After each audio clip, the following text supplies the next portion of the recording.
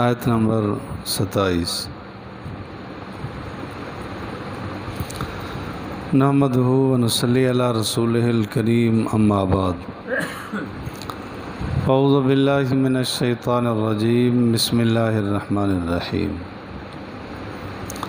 وَاتْلُ مَا أُوحِيَ إِلَيْكَ مِنْ كِتَابِ رَبِّكَ لَا مُبَدِّلَ لِكَلِمَاتِهِ وَلَن تَجِدَ مِن دُونِهِ مُلْتَحَدًا۔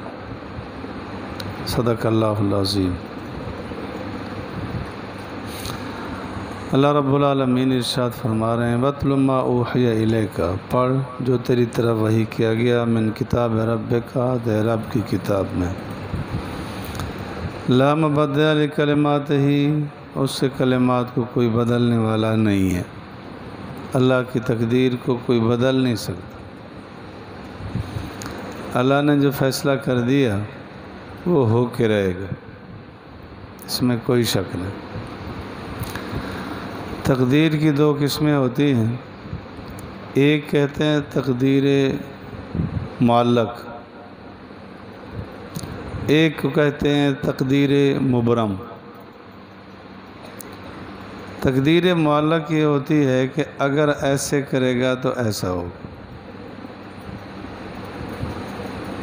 یہ کر دے گا تو یوں ہوگا، وہ ایسا کرے گا تو یوں ہو جائے گا، جیسے وہ معلق ہے۔ ایک ہے تقدیر مبرم کہ وہ بالکل فائنل ہے، کبھی تبدیلی نہیں آتی۔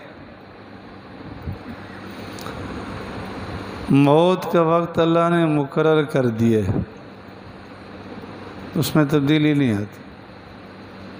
یہ منع نہیں ہے کہ دعا کرے گا تو سال کا ہے تو 6 سال اور زندہ رہے گا، ایسا نہیں ہوتا۔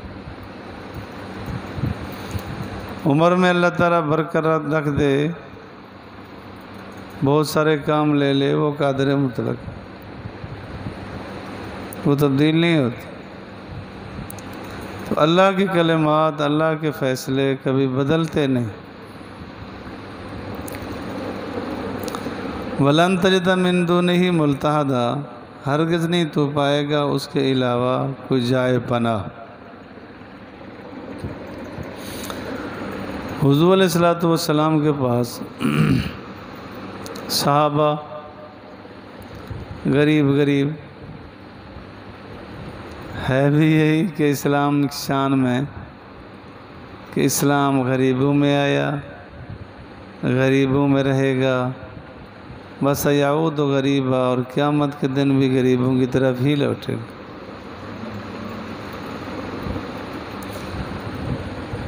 یہ امیر غریب کا امتیاز اللہ نے ختم کر دیا۔ انما المؤمنون اخوہ،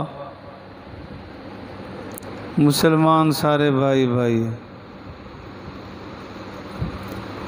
حجۃ الوداع کے موقع پر آپ علیہ السلام نے ارشاد فرمایا تھا، کسی عربی کو اجمی پر فضیلت نہیں، کسی گورے کو کالے پر کوئی فضیلت نہیں، الا من اتقی، مگر یہ کہ تقوی اختیار کرے۔ تقوی اختیار کرے تو پھر اسے عزت ملے گی۔ اسی سے آپ ذرا سمجھ لیں کہ لسانیت اور قومیت کے حوالے سے کسی کو کوئی فضیلت اگر ہے تو عربی زبان ہے، نہیں تو سب زبانیں، سب قومیں برابر۔ جس نے تقوی اختیار کر لیا، جس قوم سے بھی ہے،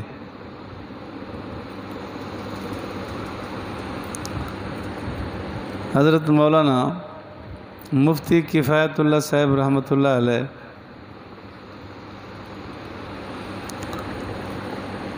حجام برادری سے تھے، لیکن بڑے بڑے سادات کو پایا گیا ان کے پاؤں دباتے تھے۔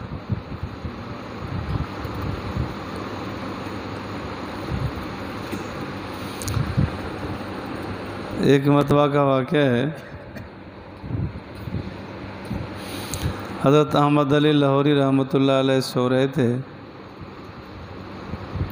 سید عطا اللہ شاہ سے بخاری رحمۃ اللہ علیہ آئے، پاؤں دبانے لگے، کپڑا اوڑا ہوا تھا تو فرمانے لگے کون ہے؟ جب شاہ جی نے بتایا کہ میں عطا اللہ ہوں تو جلدی سے اٹھ بیٹھے، فرمایا تم تو سادات میں سے ہو، تم تو سید ہو۔ تو شاہ جی رحمۃ اللہ علیہ نے فرمایا کیا کریں؟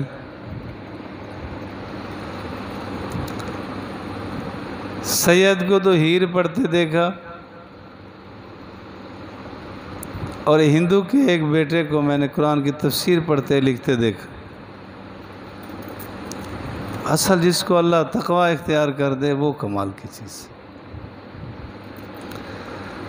حضور علیہ السلام کی خدمت میں صحابہ بیٹھے تو ایک مرتبہ عیینہ بن حصن، یہ بڑا چرب زبان اور تیز ترار آدمی تھا، مشرک، اور کچھ روایات میں آتا ہے کہ امیہ ابن خلف آیا، یہ جو تمہارے پاس غریب غریب بیٹھے ہیں ان کو ہٹا دو، پھر ہم آپ کے ساتھ بیٹھیں گے۔ تو آپ علیہ السلام کو حق حاصل تھا کہ کچھ دیر کے لیے صحابہ کو کہیں کہ ایک طرف ہو جاؤ، جیسے استاد کو حق حاصل ہے، والد کو حق حاصل ہے کہ میں نے ضروری بات کرنی ہے، الگ ہو جاؤ۔ پیر و مرشد کو حق ہے کہ کہے کہ میں نے اس سے بات سننی ہے، کرنی ہے، چلا جاؤ۔ لیکن چونکہ آنے والوں کا نظریہ ایمان کا تو تھا نہیں، وہ تو صرف چدراہٹ تھی، تو اللہ تعالیٰ نے حضور علیہ السلام کو منع فرمایا کہ ایسا نہ کرو۔ وَاصْبِرْ نَفْسَكَ، فریضہ رسول ہے کہ اپنے آپ کو روکے رکھو ان لوگوں کے ساتھ یدعون ربهم بالغداۃ والعشی، جو پکارتے ہیں اپنے رب کو صبح اور شام، صبح اور شام جو اللہ کا ذکر کرتے ہیں تو آپ ان کے ساتھ رہا کریں، ان کو جانے دو۔ یہ الگ بات ہے کہ اگر علاقے کا سردار سیدھا ہو جائے تو پوری برادری سیدھی ہو جاتی۔ الناس علی دین ملوکہم، کہ لوگ اپنے سرداروں کے پیچھے ہوتے ہیں، وہ سردار ٹھیک ہو گیا تو سارے ٹھیک ہو گئے، تو اس کا آنا کئی حوالے سے بہتر تو ہے، دین کی طرف آ جائے، لیکن آئے بھی نہیں اور صرف چدراہٹ جمائے، وہ اسلام کہتا ہے ایسا نہیں۔ دیکھیں ایک واقعہ ذہن میں آیا، ایک بزرگ گزرے علامہ تفتزانی رحمۃ اللہ علیہ، وہ بادشاہ کے پاس گئے، تیمور لنگ کے پاس، وہ ٹانگ سے ذرا معذور تھا تو اس نے نا اپنی ٹانگ یوں پھیلا رکھی تھی، جیسے بیٹھے تو علامہ تفتزانی رحمۃ اللہ علیہ نے بھی ٹانگ پھیلا دی، تو وہ کہنے لگا کہ یہ کیا ہے؟ تو علامہ تفتزانی نے فرمایا پھر یہ کیا ہے؟ وہ کہنے لگا میری تو معذوری ہے کہ ٹانگ پھرتی نہیں، مڑتی نہیں۔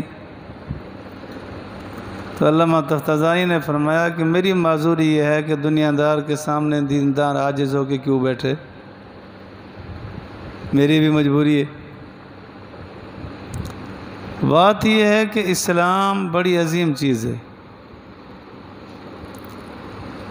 اسلام تو یہی سکھاتا ہے کہ سب کی تعظیم کرو، لیکن کو تعظیم کرانا چاہے وہ شریعت منع کرتی۔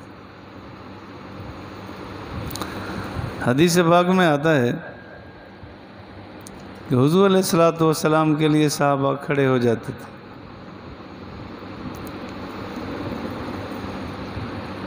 حضرت سعد رضی اللہ تعالیٰ عنہ تشریف لائے تو آپ نے فرمایا قوموا لسیدکم، اپنے سردار کے لیے کھڑے ہو جاؤ، یہ اپنی جگہ۔ لیکن اگر کوئی چاہے کہ میری تعظیم کے لیے لوگ کھڑے ہوں، حدیث پاک میں آتا ہے من احب ان یمثل له الرجال قیاما فلیتبوأ مقعدہ من النار، کہ جو چاہے کہ لوگ میری تعظیم کے لیے کھڑے ہو جائیں اس نے اپنا ٹھکانہ جہنم میں بنا لیا۔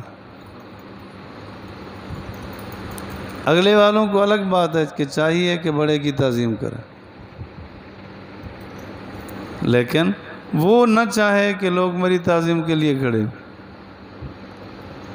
یہی دنیا دار اور دیندار میں فرق ہے کہ دنیا دار چاہتا ہے کہ سارے کھڑے ہو جائیں، سارے میری تعظیم کریں، تھوڑی سی اونچ نیچ تو کہتا ہے میری توہین ہوگی۔ اللہ والوں کے ہاں یہ بات نہیں ہوتی۔ تو آپ علیہ السلام کو صحابہ کے لیے کہ ان کے ساتھ رہیں، غریبوں کے ساتھ ہی، آپ علیہ السلام دعا بھی مانگا کرتے تھے اللہم احینی مسکینہ وامتنی مسکینہ واحشرنی فی زمرۃ المساکین، زندگی غریبوں میں، موت غریبوں میں، کل قیامت کے دن اٹھنا بھی غریبوں میں۔ اللہ نے فرمایا وَاصْبِرْ نَفْسَكَ مَعَ الَّذِينَ، ان لوگوں کے ساتھ رہے يَدْعُونَ رَبَّهُمْ، جو اپنے رب کو پکارتے ہیں بالغداۃ والعشی، صبح اور شام، یریدون وجہہ، اور وہ اس کی رضا ڈھونڈتے ہیں۔ کیا خیال ہے، نبی کو تو حکم ہے کہ ان غریب ذکر کرنے والوں کے ساتھ بیٹھا کرو، ہمیں حکم نہیں ہے کہ اللہ کے ساتھ بیٹھا کرو؟ جو اللہ کی یاد میں لگے ہیں دن رات 24 گھنٹے اللہ اللہ کرتے ہیں، اللہ کے ہر حکم کو دل و جان سے لگایا ہوا ہے، تو ہمیں حکم نہیں ملے گا کہ ہم ان کی صحبت میں بیٹھیں اور فائدہ اٹھائیں۔ وَلَا تَعُدْ عَيْنَاكَ وَلَا تَعْدُ عَيْنَاكَ عَنْهُمْ، ان سے اپنی نظریں نہ پھیریں، ان پر نظریں تمہاری رہنی چاہیے۔ کہیں ایسا نہ ہو کہ ترید زینت الحیات الدنیا، کہ تو دنیا کی زندگی کا ارادہ کرے، دنیا کی زندگی کی زینت کا ارادہ کر لے، ایسا نہ کر۔ وَلَا تُطِعْ مَنْ أَغْفَلْنَا قَلْبَهُ، نہ اطاعت کر اس شخص کی جس کے دل کو ہم نے غافل کر دیا عن ذکرنا، اپنے ذکر سے۔ علامہ ابن حجر رحمۃ اللہ علیہ فرماتے ہیں من اغفلنا قلبہ کا معنی ہے کہ اللہ فرماتے ہیں اس کی بات نہ مان، اطاعت نہ کر جس کا دل ہمارے ذکر سے غافل ہے، جس کے دل کو ہم نے اپنے ذکر سے غافل پایا۔ جس دل میں اللہ کی یاد نہیں ہے، اللہ نہیں ہے، وہ دل کس کام کا؟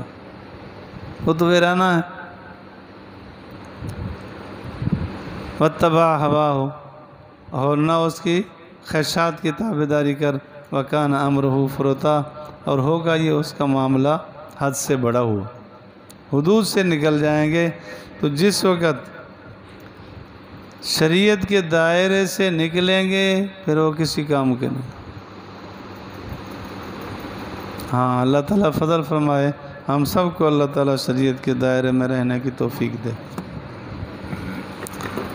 الحمدللہ رب العالمین والعاقبۃ للمتقین۔